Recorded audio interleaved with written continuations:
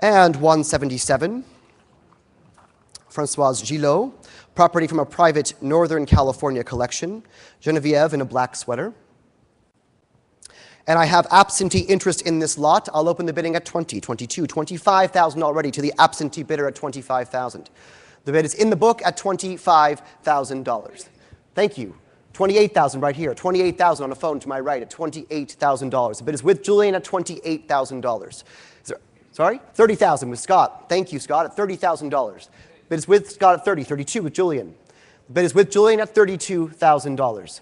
35. Thank you, Scott, at $35,000. The bid is with Scott at $35,000.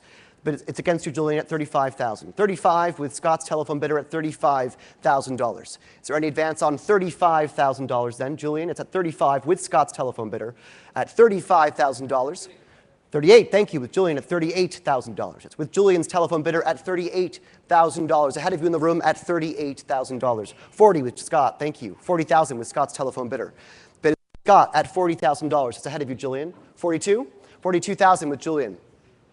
The bid is with Julian at $42,000. Against you, Scott, at 42.